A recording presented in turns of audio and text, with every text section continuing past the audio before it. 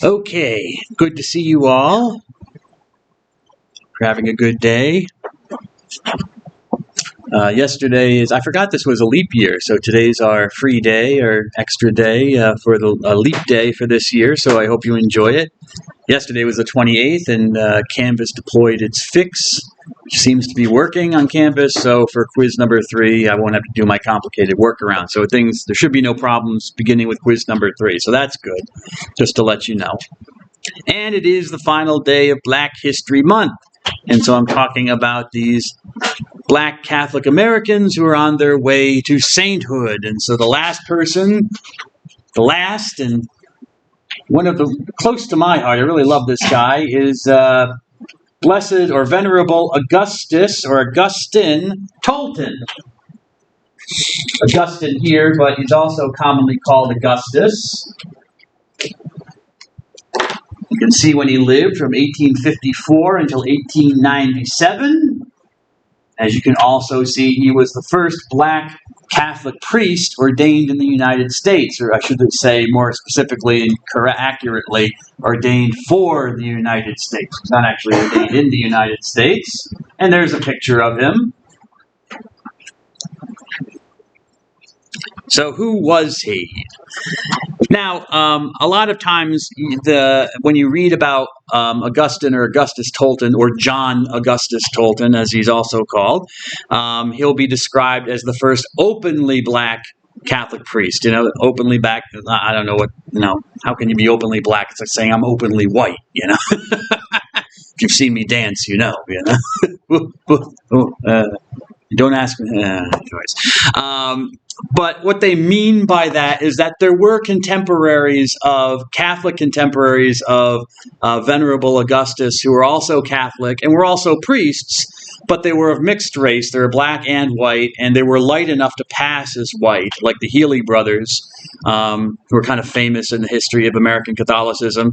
But they never identified as Black, and as far as we know, showed no concern for the plight of Black people in the country, for racism or anything. So they're usually not included because they themselves personally did not identify as Black. They were perfectly happy to be known as white men. But this man was not. He was openly Black and the first openly Black Catholic priest. Where did he come from? Well, he was born in Missouri, the slave state of Missouri. As you can tell from the dates, 1854, he was born into a slave family. Or I should say, you can imagine he was born into a slave family, which he was. His parents were slaves. And he was baptized into the Catholic faith, which kind of tells you something about what kind of person his slave master was. Obviously a Catholic, but who owned slaves. And raised in the Catholic faith. Sometime along the line, perhaps early on in the Civil War, his family migrated or fled to Illinois, the neighboring state of Illinois, where they got their freedom, and they lived there. And Augustus was a Catholic child, and he did go to Catholic school for a period of time. Lasted about a month before the white Catholic parents had him kicked out. I mean, the parish priest had no problem with it, admitted him to the school, but the parents were not happy with that. They didn't want a Black child there, even though he was Catholic, so he had to leave. Nevertheless, his training in the faith was continued, and he eventually evinced a desire to be a priest. He felt a calling to the ministry, which was encouraged by his priest. However, where to go? Okay, for a man to become a priest, even to this day, he goes to what's called a seminary. And were there seminaries in the United States at the time? Yes, there were. And he applied to just about all of them, and they all rejected him. So even there's not a lot of Catholics in the South except for Louisiana. So that obviously wasn't going to work for him at that period of time. But even North seminaries in supposedly the enlightened North, where slavery was not an issue for blacks, they didn't want him either in their seminaries. So he was rejected by all the seminaries. So with the encouragement of his pastor, his priest, it's one of those things where you're given lemons and you turn them into lemonade. He was able to actually travel out of the country, which was unusual for those times. People usually didn't travel around very much. But he went all the way to Italy to study for the priesthood. So he got to be in this other totally foreign culture, learn a different language, and he was ordained a priest in Rome. He was ordained to the Catholic priesthood in Rome. Now, he thought that maybe he would be sent as a missionary to Africa, which, given the European mindset, it was kind of like, well, that's where all the blacks are, so he's a black man, so we'll send him there. Well, that's what he thought was going to happen. But people had different designs on him and said, no, we'll send you as a missionary back to your own country. That's where you're needed. And so they did. They sent him back to the United States, to Illinois, to be a priest there. Well, that didn't kind of work out. He was a good priest. No one, the record all agrees on that. He had a beautiful singing voice for singing the Mass. He was a good preacher, good man, obviously, because he's on his way to sainthood. But white Catholics didn't want a black priest ministering to them. Also, local black Protestant ministers didn't like Father Augustus because they were worried that having this black man dress up as a Catholic priest would lead their members of their congregation to join the Catholic Church. So there was opposition there. So they moved him. They sent him up to Chicago, where he helped found a black Catholic church named St. Monica's.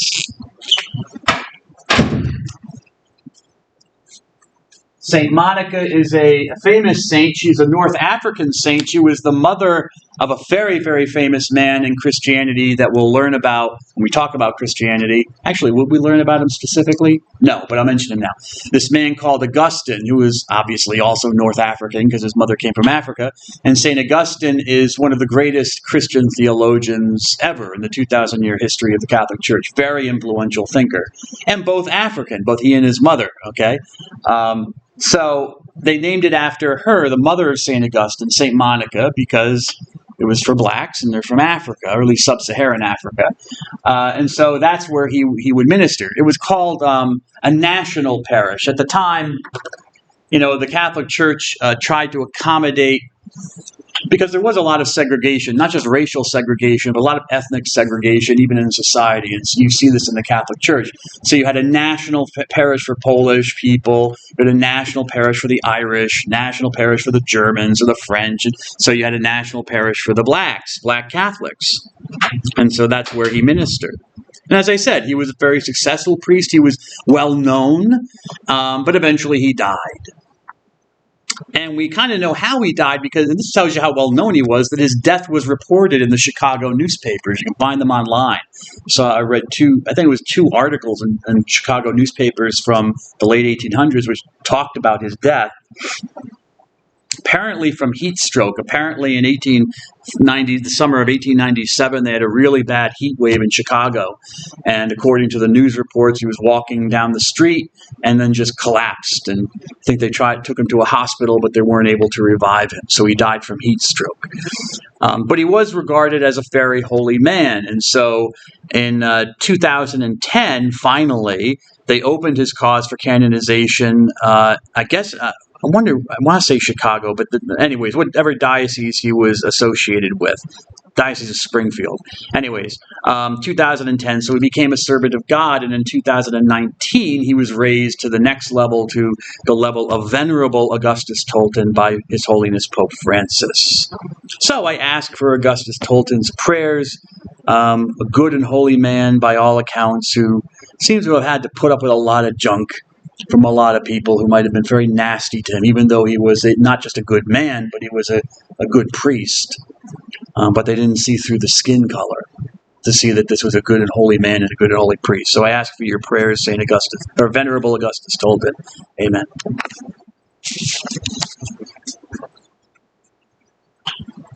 Let's see. All right.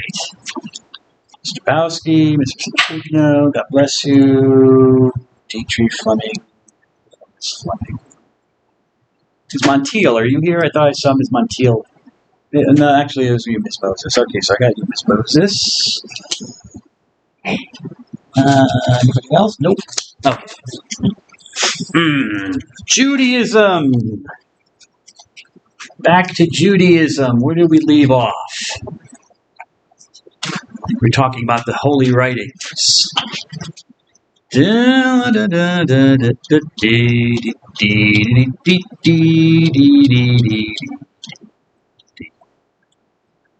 think that's where I left off with the written Torah. I started talking about the first portion of the Tanakh, the Torah, the written Torah. I think I talked about that. I think I stopped with Pentateuch. What's the last thing you have in your notes, Mr. Irvin? From me. Yeah. Is we were talking. Yep, it was this slide. It was this slide? Yes. Did I get to Pentateuch? I don't remember. Okay. I don't think I did, but all right, well, anyways, the Torah is the first part of the Tanakh, and it is the written revelation of God's law to his people, the Jews. It's everything that's written down in the first 5 books of the Tanakh.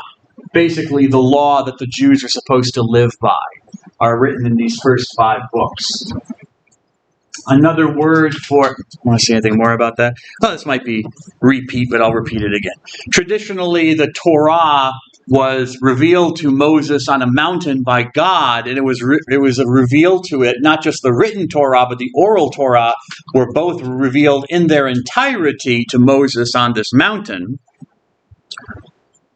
So this written Torah is kind of like the source of not just the written Torah, but also the oral Torah, which will comment on the written Torah that will comes later in history, but in the Jewish mindset, they're kind of linked together. However, we know that the Pentateuch and the Jewish writings in general really developed. I mean, that's a traditional story that God gave everything to Moses at once, but really these writings and these laws developed over centuries, starting with the United Kingdom in the 900s and extending all the way to Ezra and Nehemiah after the exile in the 400s. So it was actually a longer process. It wasn't just all deposited at once. So from 900s to the 400s BC, development. And really, a lot of the Jewish writings crystallized after the exile in the 5th century BC, the 400s. They were finally, these oral traditions were collected and edited and written down that time, is what scholars think. Another word for the written Torah is the Pentateuch, which comes from a Greek word, 2 Greek words.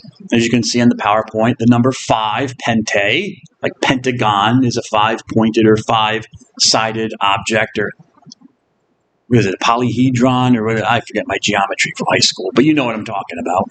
5-sided figure. And a tuchos, which means a volume, so some kind of hinge, writing with a hinge, like a book. So a volume. So the 5 volumes, what are they? There they are. Genesis, Exodus, Leviticus, Numbers, and Deuteronomy. So as its name implies, the first book of the Pentateuch, or the written Torah, deals with the origins, the genesis of the Jewish people. So that's where you're going to find all the stories about Abraham, Isaac, and Jacob, Israel. And then all the rest of it is the law. It's all about Moses and the giving of the law.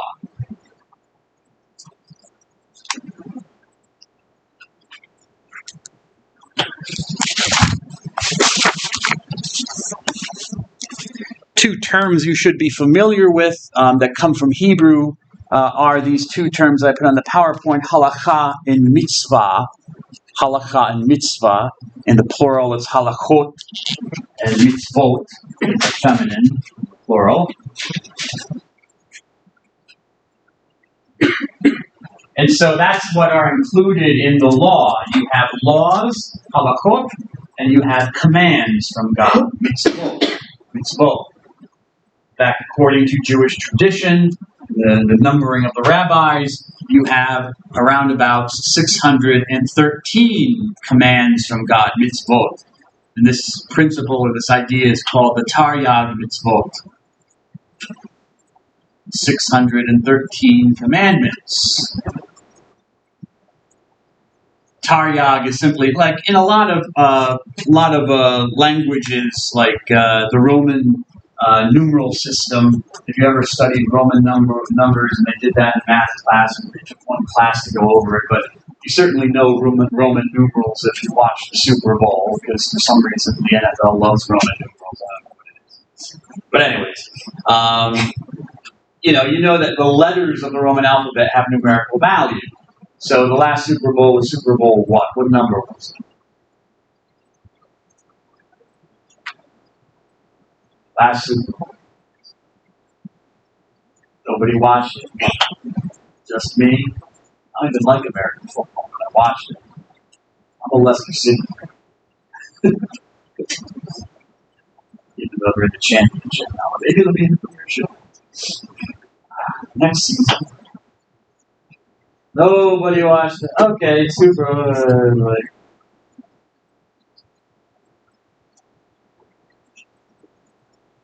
I think it was 58. Might have been 58 or something like that. What's that? 57? Okay, thank you, Mr. Holstein. 57. So what would that be in Roman numerals? Using the letters of the Roman alphabet. They don't say Super Bowl 57. What do they say? No Taylor Swift people were watching? Come on, I know you were. You had to be.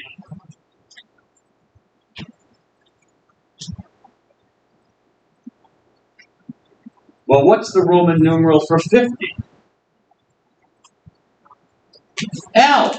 The letter L means 50. They didn't have numbers. We got those from the Arabs. We got them possibly from India. Or maybe they got 0 from India. Maybe I'm misremembering that. But they did come from Arabic culture. We got the numerals like that they developed. So L means 50. So we need 58, right? No, you said 57, right? So we need 5 more than that. What's 5 in Roman numerals? Which letter means 5? B. B. So we got LB, and then they add 1. They add 2 1s onto that, which is what? What letter? I. So 2 I's. So LBII. Okay. This happens in other languages as well. So Hebrew does the same thing. Different Hebrew letters are assigned different numerical values, stuff like that. And so Taryag, if you wrote this in Hebrew, the consonants, because there are no vowels in Hebrew traditionally, but the consonants would add up to 600, the number 613. So the 613 mitzvot. Things to do this, and things not to do. Do not do this. When I taught this class before, not here, but another place, I thought, maybe I'll give that as a reading, but then I saw how long it was, and I'm like, I want to read that. It's like 15 pages of reading of all these. I don't want to read that, so I'm not going to have you read it, but maybe I should give selections just so you get a sense of what they are.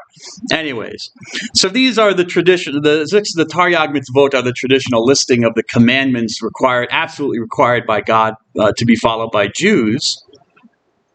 And according to our textbook by Robinson and Rodriguez, the Torah contains Judaism's quote-unquote grand narrative, in a manner of speaking, of their origins. And it outlines the basis for their special relationship with God. Okay? So, there are stories throughout these 5 books. Genesis, certainly. Exodus has stories. The book of Numbers has a bunch of stories. That's when the Jews are wandering in the desert. But for the most part, these books are filled with laws and rules dealing with Jewish life, especially with temple life, worship in the temple. The next, in the picture of these Jews, these are, I would assume that they are Orthodox Jews, the more conservative, observant kind. Not that other Jews aren't observant, but they're more observant about laws and the rules. And they're dancing around a copy of the Torah. The written Torah is kept in a special box or container. As you can see, it's clothed, it's draped with special cloth, and has usually like a crown placed on top of it. It's kept in a special box, a special closet in the synagogue, in a central place. where it's kept, and it's part of the always part of the synagogue reading. And in this case, this could be the celebration of Simchat Torah, which is rejoicing in the Torah, where they celebrate this event of God giving the Torah to Moses. And they dance around it. There's a little girl watching. It's so cute. But they're dancing around it in joy for the revelation that their God has given to them. The next section of the Tanakh is called the Nevi'im. And this word Nevi'im comes from the singular word Nabi in Hebrew, which is often translated prophet. It's not the best translation, and it's hard to translate this word Nabi because it's hard to understand. It's hard to get a literal idea of what the word actually means in Hebrew. You have to more kind of see what a Nabi does to understand. But as far as we can tell, the word in Hebrew means a seer, someone who sees things. This gives us kind of an insight into what prophets were in ancient Jewish religion or ancient Israelite religion. They were more kind of like if you go like astrologers in a way. You would go to a Nabi and he might, had little things called Urim and Thummim, which we're not sure what they were, but maybe like dice in a way that you would throw out, and then you would interpret the symbols that you see on the dice that the prophet throws out, and you see things, and also maybe look into a pot of boiling water or some liquid or something, and you kind of breathe in the fumes or breathe in the vapor, and you start think you're getting messages from God. You're seeing into the mind of God, and you would give someone a message and stuff like that. That seems to be in some ways, and this is kind of described in the Bible that way, that this is how prophets were. But then the model of a prophet changes to where the prophet is more of an announcer. It's someone who speaks on behalf of God about current or future events. So you have like this early view of prophets in early Israelite religion, but it develops into kind of a different office later on, where they still see something from God, but maybe not so magically, I guess you could put it that way. So there's seers who passed on messages from God.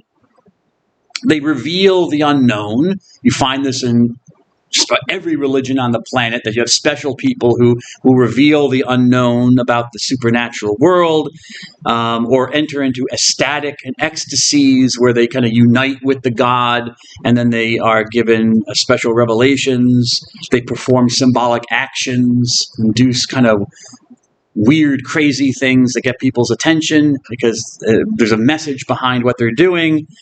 And for the Jews, the prophets were meant to remind the Jews of their special obligations to God, especially that they had a special relationship with God that had consequences.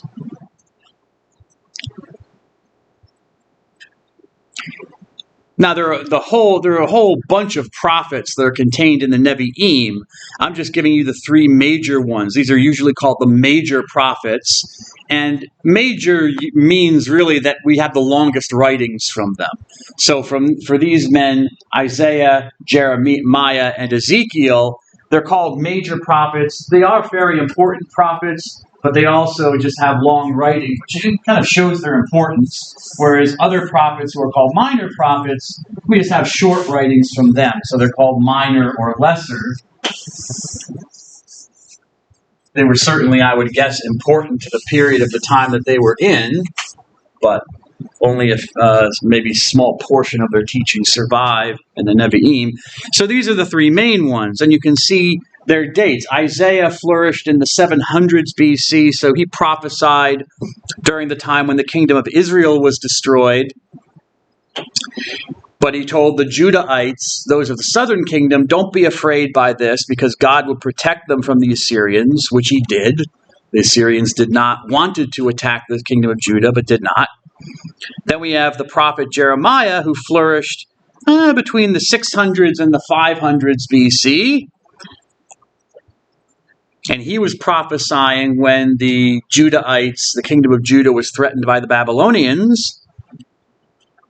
His unpopular message to the people of Judah was to make peace with the Babylonians, to submit to them, which kind of made him a traitor in their eyes. which they didn't submit, and they were destroyed by the Babylonians. According to later historical tradition, Jeremiah fled down to Egypt from the attack, where he was killed by fellow Jews. And then we have this last of the major prophets, Ezekiel, who flourished in the 500s, and he's the only prophet we have during the exile, when they're over in Babylon. So he's not in the land of Israel. He's in Babylon with the Jews who were exiled there. And he prophesied that Jerusalem would be destroyed. If the people did not believe it, they thought that Jerusalem was specially protected by their God. No way would it be destroyed. Ezekiel said, no, God's told me it's going to happen. And it did. And he prophesied that the exile would continue due to the Jews' sins for not following the laws and the rules of God. He also had visions of an ideal Israel that would come later after the exile, but these are visions that scholars don't completely know how to interpret. Even Jews aren't sure how to interpret them even to this day. So anyways. Interestingly, in the Nevi'im, Jews also include the histories of David, the king, which King David has overtones of a prophet, and the other kings of Israel and Judah. But after the exile to Babylon and starting around the Second Temple period, the general view amongst Jews was that prophecy had ceased. There were no more prophets.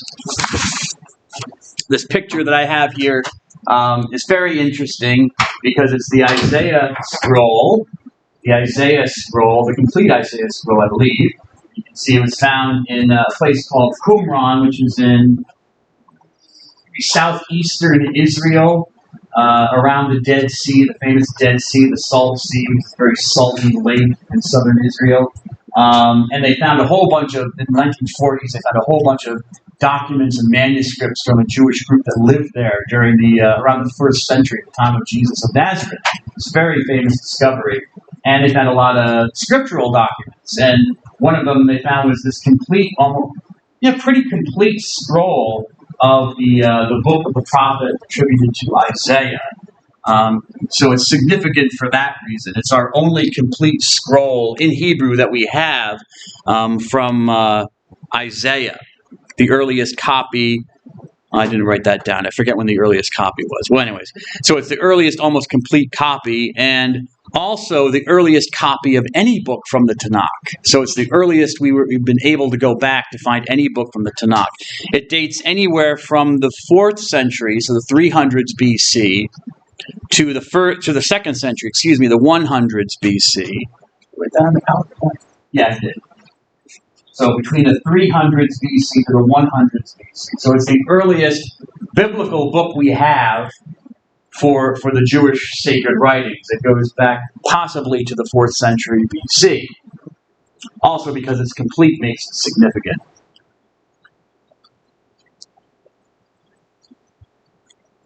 Now, should I say that? It doesn't matter. The next section that we have in the final section is the Ketuvim, which comes from the Hebrew word katab, which means to write. To write. Has anyone studied Arabic? I don't know if we teach Arabic here at Gritted Mercy. We don't teach Arabic, do we? No. Well, anyways, it's a related word in Arabic. You would notice it because they're related languages. So katab means to write something. So the writings, they're ketuvim, things that are written. We could say scriptures, scriptura from Latin. All right, it's the same word, just in a different language. And the ketuvim are whatever didn't fit into the Torah, of the Pentateuch, and whatever didn't fit into the prophets, the prophetic literature, that all gets dumped in the ketuvim. It's a writing, and it's accepted as part of the standard inspired works, their revelation. So the ketuvim is a grab bag collection. It's full. It has histories, like the 2 books of Chronicles, which talk about the kings of Judah and stuff like that. The Ketuvim includes poetry, a lot of poetry, like the Song of Songs, which is a song about sex. The whole book is about sex. It's the story or a song of a husband singing lovingly to his wife, and she sings back to him. There's all sorts of sexual entendres going on that I'm not going to get into. And then there are hymns, sacred songs like the Psalms. These are hymns that people wrote for use in the temple or Jewish worship.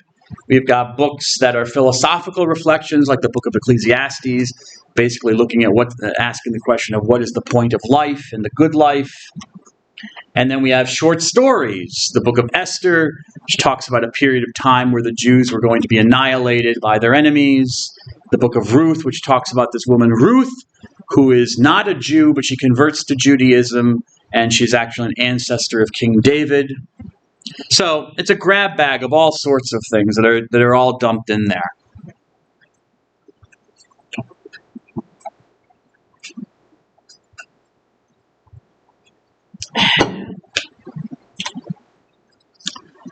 Now we move on to what is, I guess you could properly say, the oral Torah that we find in the Talmud. And you have their definition of what it is, a large compilation of commentary by later Jewish scholars on the oral tradition. In fact, you could call Mr. Watkins the Talmud a commentary on a commentary on a commentary. It's a very intricate document and can be confusing if you look at it online. I find it very confusing to read, but that's why it requires a lot of study, and that's what it means. Talmud comes from a Hebrew verb, lamad, which means to learn or to study. To learn or to study. And the Talmud, we have two versions of the Talmud, but the Talmud as we have it comes into existence or develops sometime between 100 and 600 AD.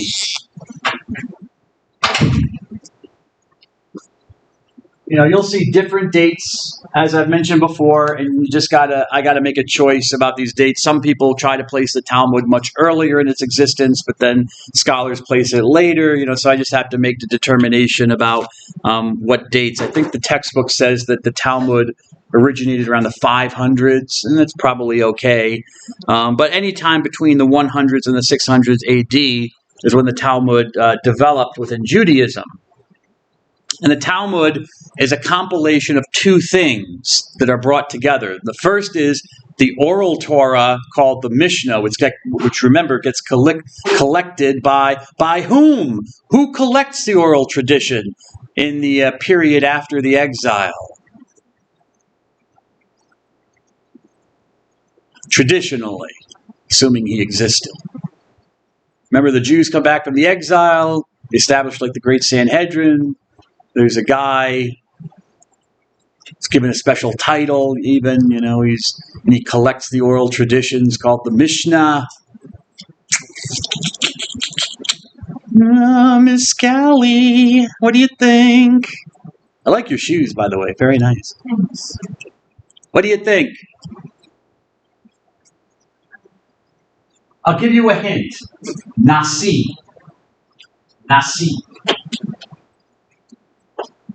Not coming to Nasi. Does that help anybody? Indicator, point you in the right direction. Nasi. Man, that's one good cut results. That one came to play. Nasi. God bless you, sir. Mr. Sullivan, the book notes. Go ahead. Is it Simeon by Bar Kokhba? Oh, that's a good choice. But no, Simon, the son of the star. Nope, that's a very good choice. But no. You remember the exile, the period after the exile was in like the 400s BC. 400s BC. You want to try it? Yeah, is it Judah the Prince? Oh, Yehuda Hanasi, Judah the Prince, who is ascribed to be the person who collected the Mishnah, the oral tradition, and set it down, standardized it. Yes, sir, good.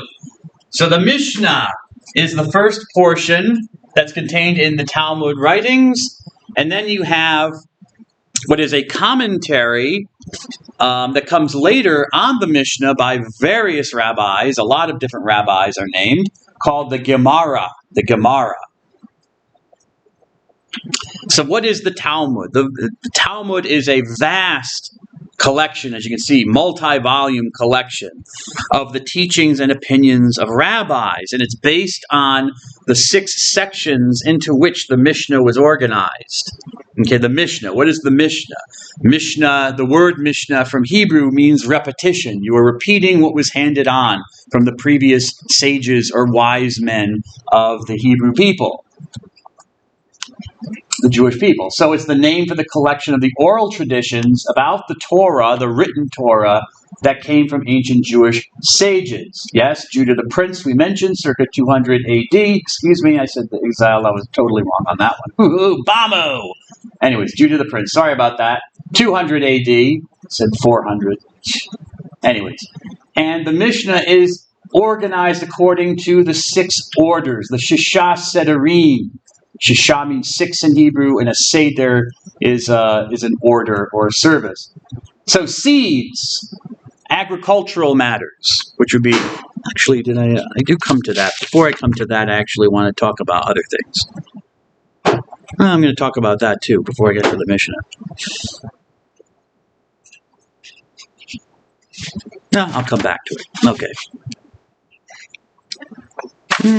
No, I don't want to come to that. All right, let me go back. No, stay with this. Sorry about that. I'll come back to something else. Seeds, which deals with agricultural issues. Okay? Festivals, feasts and holidays. Women always pose an issue in a lot of religions. Also in Judaism.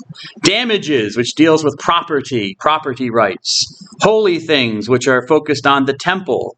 And finally, purifications, which deal with ritual cleanliness. So those are the 6 sections into which the Mishnah, the oral tradition, is divided. So the Mishnah is a body of oral and legal traditions that are believed to have been revealed to Moses at Sinai and passed on. The people who are mentioned in the Mishnah, the ones who are considered those who kind of pass them on, are called the Tanaim, or the repeaters. It can also be interpreted as teachers, but Tanaim. And that's just the name for the group of ancient Jewish scholars who codified and commented on the Mishnah. Okay, which would include Judah the Prince, who be considered a Tana. Tana is singular and Eve is the plural.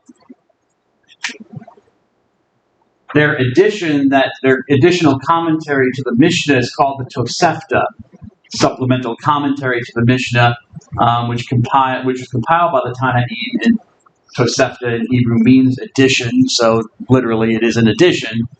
But the Tosefta doesn't really make it into the Talmud. It's not contained in the Talmud for some reason. You can find it, and some Jews write commentaries on it, but I'd actually have to contact a rabbi or somebody who's an expert and ask them, what is the status of the Tosefta? Because we know it was created, but it's not in the Talmud per se.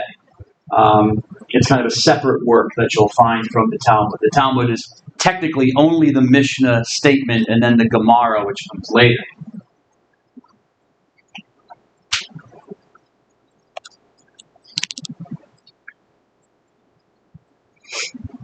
I mean, it repeats the Mishnah, I should say, but it adds new things as well. And scholars are not sure about its relationship to the Mishnah. They're not sure how to integrate the Tosefta into the Mishnah. So there it sits.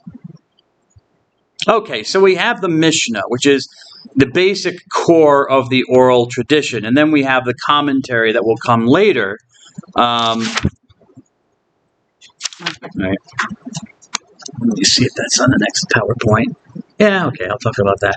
The commentary, which will come later, which I told you is called the Gemara, and the word Gemara is an Aramaic word, not a Hebrew word. It's a related language, Aramaic, which means completion. So it brings to completion the oral Torah in a manner of speaking. So it's the name for another group's commentary, a later group's commentary on the Mishnah, which is found in the Talmud. So the Tanaim bring the Mishnah together. They codify the Mishnah, usually ascribed to the great Tana, Judah the Prince. But then you have later scholars that are called the what are they called? Not the Gaons, the Amoraim. There it is. The spokesman, the Amoraim, or the Amoras, you could say. Amora is the singular, and Amoraim is the plural, who come later and they add their discussions and interpretations of the Mishnah onto it. And those are what are contained in the Gemara. So the Mishnah comes from the Tanaim, the Gemara comes from the Amoraim, as they're called.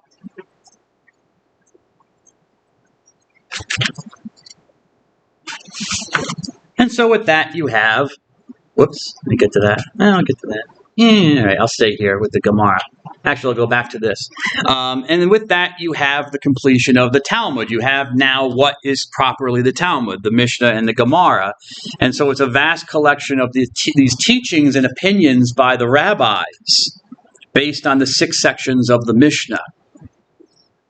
So because it's in the 6 sections, the 6 orders are called Shisha Sederim. Told you Jews like acronyms and nicknames and all sorts of stuff. Because it's the Shisha Sederim, the 6 orders of the Mishnah, sometimes the Talmud is simply called the Shas. Shisha Sederim. Shas. It's another word for the Talmud. Have a good day, miss. You too. And the Talmud is the embodiment of the oral Torah given to Moses. Given to Moses, the oral Torah was passed on through the prophets passed it on to Ezra passed it on to the Tanaim. And it's second in authority to the Torah itself. In some cases, to me as an outsider, it seems like the Talmud is placed even above the Torah, because when they talk about Torah study, they mean like studying the Talmud more than the Torah, the written Torah. But anyways, it's technically second in authority only to the Torah. And the Talmud contains all sorts of stuff: legal discussions, stories, commentary on Bible stuff, Bible stories, all sorts of things. And when you read it, the opinions of various rabbis are often quoted in succession with summaries of their evidence and their reasoning for how they come to different opinions. Now, the Torah contains both majority opinions and minority opinions. So a lot of times the Talmud doesn't make decisions between who's right. You have to do that as the Jew who studies Talmud. So you get majority opinions and minority opinions mixed together. So the Talmud can be described as more of a record of discussion rather than a clear series of rulings and decisions. You're not going to find clear rulings and decisions in the Talmud. That's not what's going to happen. You ultimately, as a Jew yourself, have to study Talmud and make your decisions about what to do. Or you follow somebody who's educated in Talmud, like a Rebbe or somebody who's a leader in the community who would tell you, this is what you should do, this is what the interpretation of the Talmud should be. When you look at a page of the Talmud, it's all in Hebrew, of course, so you have to know Hebrew. Actually, if I remember correctly, that's not correct. It's in Aramaic, if I remember correctly, Talmudic, or they sometimes say Talmudic Hebrew or Talmudic Aramaic. If I remember correctly, it is Aramaic. Well, don't quote me on that, because I might be misremembering. I'm almost sure. I know when they say Talmudic Hebrew. And you have here at the top, in the very center of the text of the page, you have here at the top the Mishnah section. Okay, so it's usually pretty short. It will give the oral tradition, and it will quote some of the ancient sages. Rabbi Hillel says this, but Rabbi Shammai permits that, and then that's it. And then the rest of it, below it, will be placed the Gemara, the different opinions of the other rabbis. And around this core of the Mishnah and the Gemara, you have all sorts of other things. You have the commentary of Rashi, this famous Rabbi Solomon ben Isaac. Rabbi Solomon ben Isaac, or in Hebrew, Shlomo ben Yitzchak. So again, if you like to do acronyms and nicknames, Rabbi, Shlomo ben Yitzchak. Put an A in it, so you get Rashi. Okay, he lived in the Middle Ages in the 11th century into the 12th century, and wrote a very famous commentary on the Talmud. So famous and seen as so beneficial by many Jews that they included in the text on the margins of the Mishnah and the Gemara. So you have the Rashi text, Tosafot, which are additional comments. I forget what Tosafot means in Hebrew. It doesn't mean addition. It does mean additions. Additional comments, maybe with other rabbis. You'll have references to scripture and other rabbinical opinions here on the margins and below, even farther below. Okay, so it's a very complicated construction on the Talmud page. What's going on?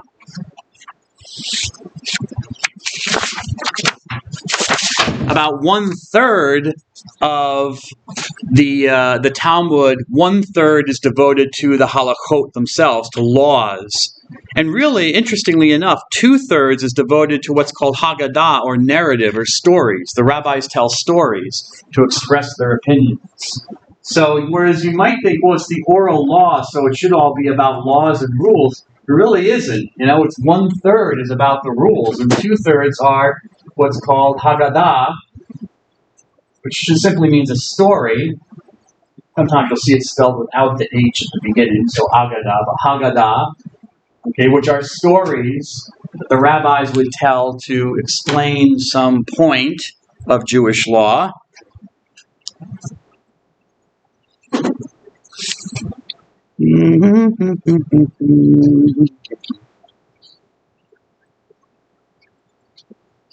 Did I say? Okay.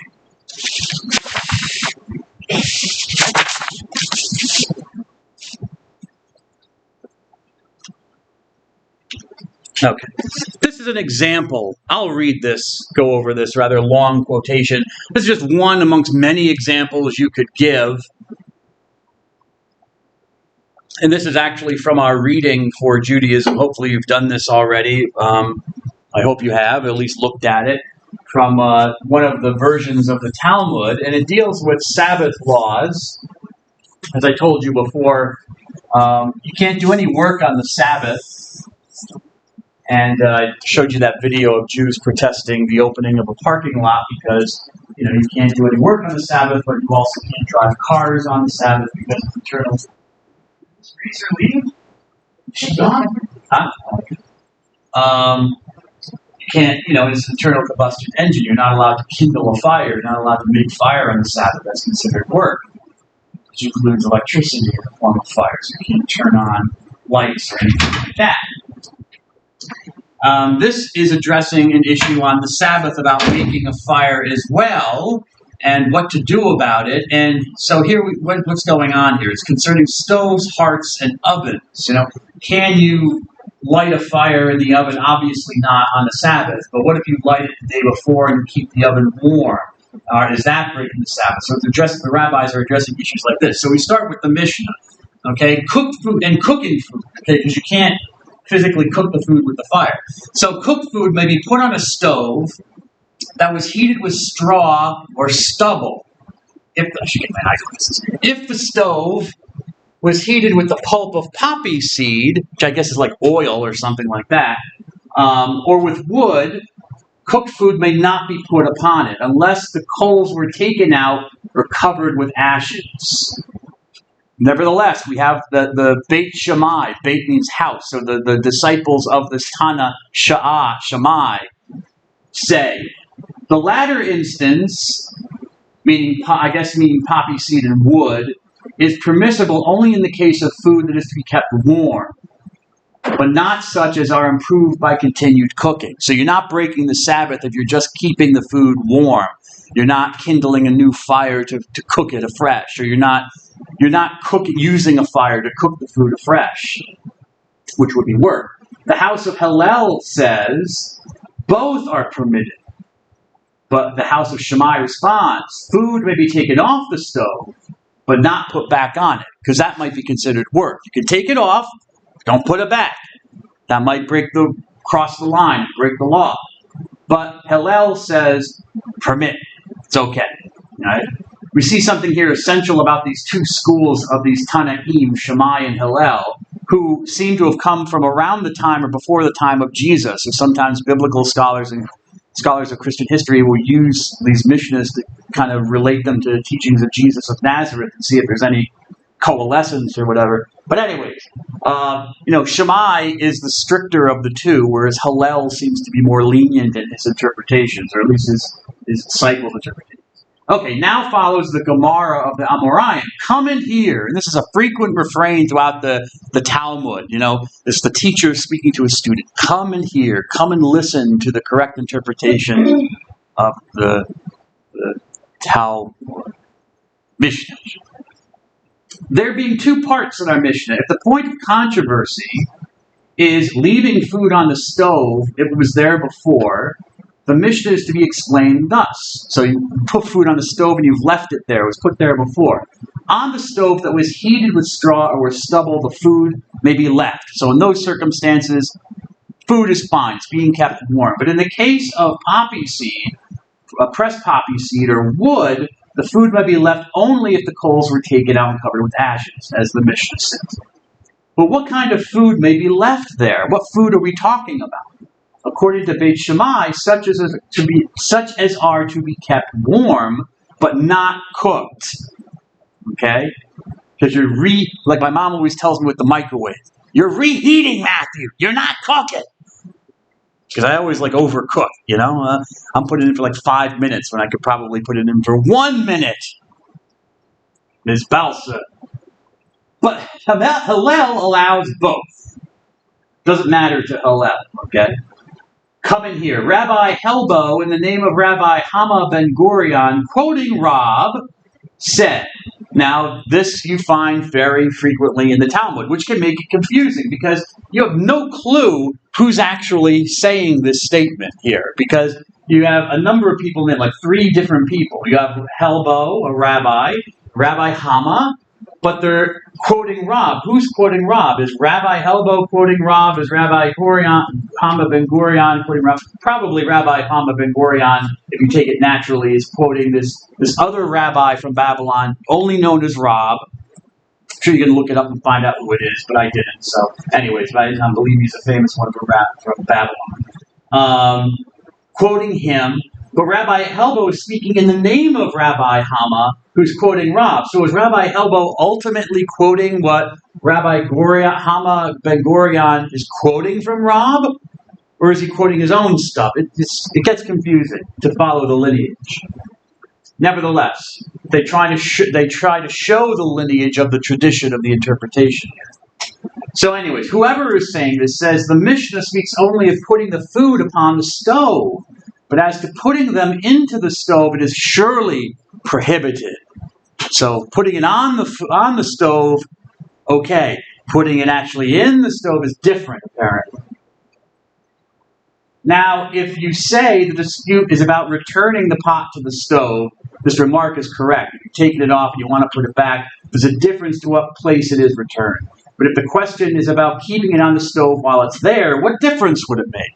What difference would it make? You haven't moved anything. You just left it there. Leave it alone. Not breaking the law. Do you think Rabbi Helbo's report refers to the first part of the Mishnah? Now, who's talking here? Because I thought Rabbi Helbo was talking in the name of somebody else. But now we have another voice entering in. Do you think Rabbi Helbo? Who? Don't know. Doesn't say. Refers to the first part of the Mishnah? It refers to the second part, in which Hillel allows it to be turned. And to this he says, even in this case, upon the stove, it's permissible, but not into the stove. Now, I could have given you other examples. There's another example from the Talmud about, whether a person can reach out of a window on the Sabbath and receive a gift from somebody and the rabbis get into all sorts of distinctions about, who's doing the reaching out the window? If the person reaches into your house, is that okay? Is that work on the Sabbath? Anyways, then it goes on and on and on. I just gave you this example, but this is what happens with Talmud study as a Jewish boy or a man. Once you're a man in Judaism with your bar mitzvah, you're supposed to be committed to this kind of study Talmud, and to come up with your own interpretations about what are the proper ways to live as a Jew. The Talmud itself has 2 versions. There's not one Talmud that has come down to us. We have 2 versions. The Talmud, what's called the Talmud Yerushalmi, and the Talmud Babli. Talmud Yerushalmi is also called I mean, literally means the Talmud of Jerusalem, but it didn't come from Jerusalem. It came from, I think, northern Israel. And it's also called the Palestinian Talmud. Okay, which is really not correct as well, because it's not Palestine to the Jews, it's the land of Israel. So technically its name is really the Talmud of the land of Israel. But this is what it's called, so this is what I'll stick with, the Talmud Yerushalmi, or sometimes called the Palestinian Talmud. And this develops in northern Israel in a region called Galilee around 500 AD. And it is incomplete. The scholars did not apparently get time to write or compile or collect all of the opinions on the rabbis for all of the orders of the Mishnah. They have some of them, many of them, I think, but not all of them. However, you're in luck, because we have a second Talmud that develops amongst Jews living in Iraq, Babylon, and hence it's called the Babylonian Talmud, the Talmud Babli. And this develops later, around 600 AD. But it's also incomplete. It also does not have all of the sections of the Shisha Sedarim, of the 6 orders of the Mishnah. At least it doesn't have commentary on them. So you might have the Mishnah, but no interpretation from the later rabbis. Which is kind of a problem if you're a Jew, because then what do you do with these things? You're kind of left afloat. You don't have any kind of any kind of basis. You're kind of left alone, all on your own, to kind of like figure out in these sections, what do you do if there's no reportage of what the previous or what the later rabbis commented on about these orders in the Mishnah.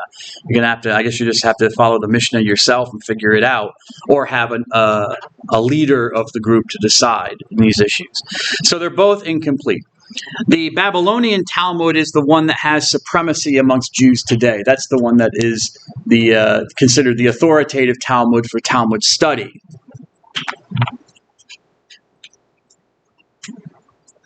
And here's a video showing you an example of the oral Torah in action. We kind of saw it with the Tevilah ceremony, of the conversion ceremony of Miriam and Sarah. Et cetera and so forth. But Jews in the law are told that they need to go through ritual purifications with water, like they should wash their hands and their bodies. But what does that mean, and how do you perform it? Well, the written Torah doesn't really give very detailed descriptions. It just says to do these things. It's where the oral Torah comes in. So you have to decide. And so this is just an example of the oral Torah in action. What it's like to be a Jew in daily life.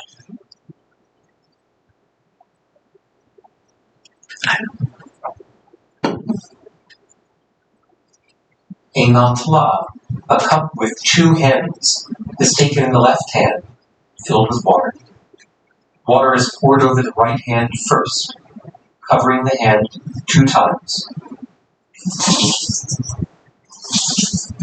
The cup is switched into the other hand, and water is poured over the left hand twice. Place the cup down, and holding the hands up before drying them, recite the blessing. Baruch atah Adonai, Eloheinu melech haolam, asher kiddushanu b'mitzvotav, v'tzivanu al netilat yadayim. The hands are then dried.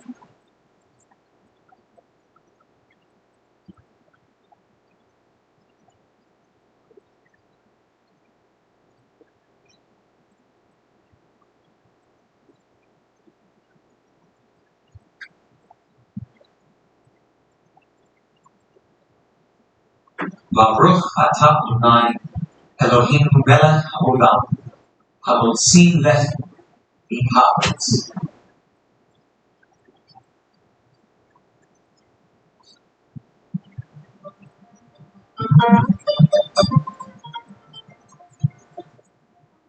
Shabbat Shalom.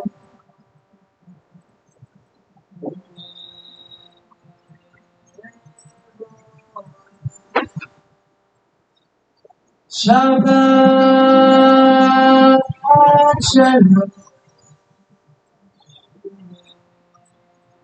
Sabbath peace. Shabbat shalom. That's just a greeting on the Sabbath. Peace on the Sabbath. Shabbat shalom. Shalom, excuse me.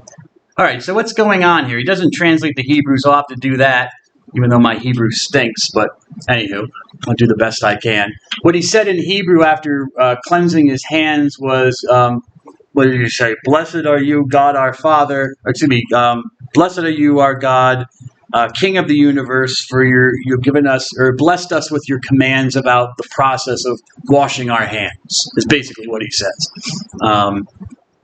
And this is not because your hands are dirty. This is ritual uncleanness. So whenever you eat bread or have a meal in Judaism, you have to wash your hands, whether your hands are dirty or not, because that's in the law of God. So it's not about necessarily having dirty hands. It's about ritual uncleanness, being impure in that way. So notice this cup called a netilah. It's a special cup. It has two handles on it. Not always, but oftentimes it has two handles on it. And what is the purpose? I mean, there's a purpose to everything that's going on here. First of all, I know it said to take off jewelry, but notice he had his watch on. I guess that's not considered jewelry. I guess it maybe means female jewelry or whatever. I don't know. But anyways, he had his watch on. So I thought that was interesting. But notice that he washes each hand twice. Why? Because you want to make sure you do it right. And so it's not enough just to wash your hand one time. That's not enough. You do it again to make sure you did it just exactly as you were supposed to remove the ritual impurity. Why does it have two whatchamacallits? What do you call it? Not a holder. What do you call it? On a cup. The handle. That's it. Why does it have two handles on it? Because both your hands are unclean. So when he's touching this side before he's washed his left hand, his hand is ritually unclean, so he's made the handle unclean. Okay? So he's trying to cleanse this hand. So he has to cleanse this hand first to make it ritually unclean, and then but he can't touch the other side because it's ritually unclean. It will make this clean hand unclean again. So he has to have another handle so he can touch it with his clean hand, and then he uses his clean hand with the clean handle to purify his left hand, which is now ritually clean. Okay, so that's what's going on there. So anything other than you say the blessing to God, you bless God for giving you and blessing you with his commandments about washing hands. Then you can eat bread. And so you see, he takes the bread. There's a special way to take the bread. You take bread, you say a blessing on it, or a blessing over it to God, blessing God for giving human beings bread to eat. And then you cut the bread and you sprinkle salt on it and you hand it out to people. So this is everyday life, and this is not just it covers every action that a Jew is performing in during the day, and it gets much more complicated than this. It's everything: the clothes that you wear, not just the food that you eat. You might think about Jews having certain types of food, but the kind of clothes that you wear, how you cut your hair, whether you have to wear a hat or not, whether a woman's head needs to be covered or not covered, whether a woman can sing in public where there are men present. It's all sorts of minutia of the Jewish life. It's all regulated by the oral Torah and the interpretations. And interpretations on top of interpretations. Because you could just say, well, you're supposed to wash your hands before you eat bread from ritual uncleanliness. So just wash your hands. Simple. Put your hands under water, wash your hands, dry your hands. No. Because your unclean hands are touching other things, and they're touching this, and now you end up with your cup. But you need more than just a cup of water. You got to have special handles on it. So the rabbis think all this stuff through, because the purpose is you don't want to break the law. It's God's law. You want to make sure that it's not broken. So you have to think these things through.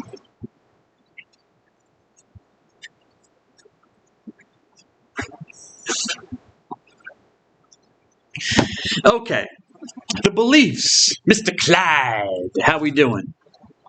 Good, sir? The beliefs of Judaism. What do Jews believe? Let's start with the Jews don't really have a creed per se. Just like Hinduism, there's no creed per se. You can't look to any sort of actual statement of belief that all Jews affirm, but there are some indications, and this is one, the Shema. The Shema. The word Shema in Hebrew means to hear, okay? And You can see clearly from where it comes from that this makes sense. It comes from the book of Deuteronomy, chapter 6, the book of Judah. So it comes from the law, the Pentateuch, the Torah, the written Torah. And in Deuteronomy chapter 6, Moses is giving the law to the Jews. And in the process of this, he cries out, "Hear, O Israelites, the Lord is our God, the Lord alone. Therefore, based on that belief, you shall love the Lord your God with your whole heart, your whole being, your whole strength. Take to heart these words I command you today. Keep repeating them to your children. Recite them when you are at home and when you are away, when you lie down and when you get up. Bind them on your arm as a sign, and let them be as a pendant on your forehead. Write them on the doorposts of your house and on your gates." So this comes close to a statement of belief, an essential statement of beliefs, or belief for the Jews, I should say. And the Shema, just as the Shema says, it says, in the morning and when you get up, when you go to bed and when you get up, you should remember these words. There are many Jews who take this literally, that they're supposed to do this, and they do this. They read these passages every morning and evening, if they're devout Jews.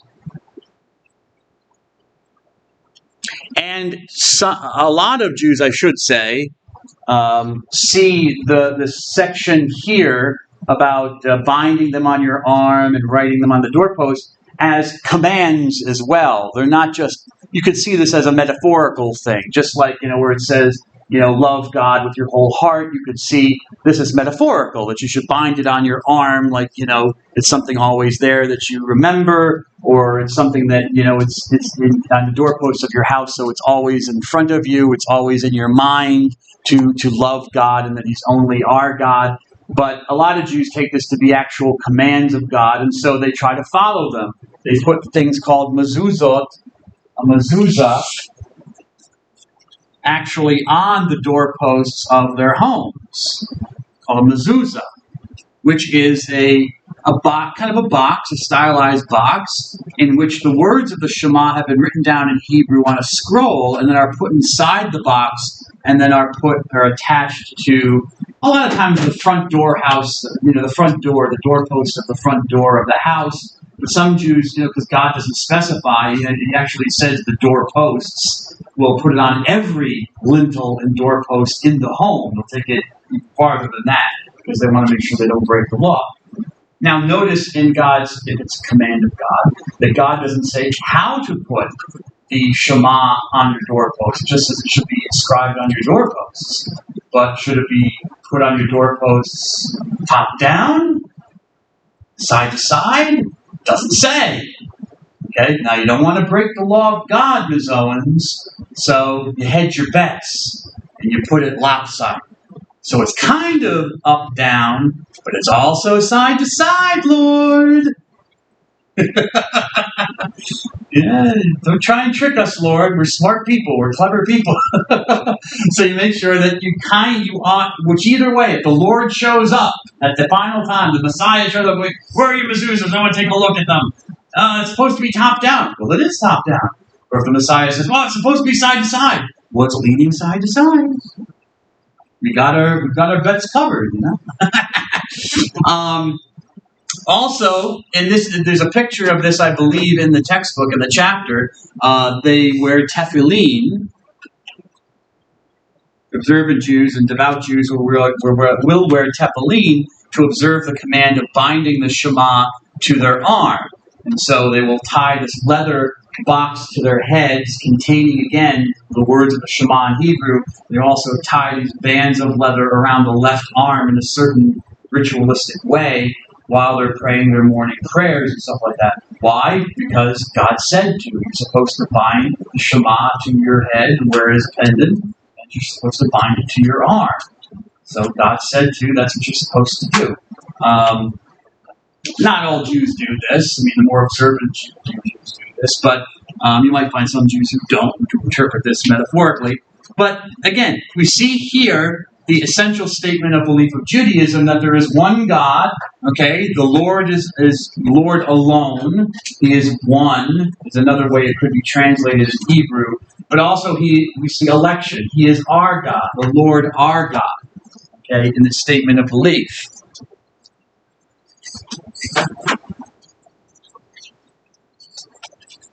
Okay, I will stop there and I'll continue on with their idea of God, big idea, next week. So have a good weekend. God bless you all.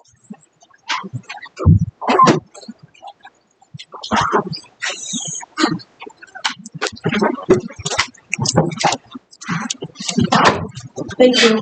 You're welcome, miss. Have a good day. Have a good day, sir. The whole time.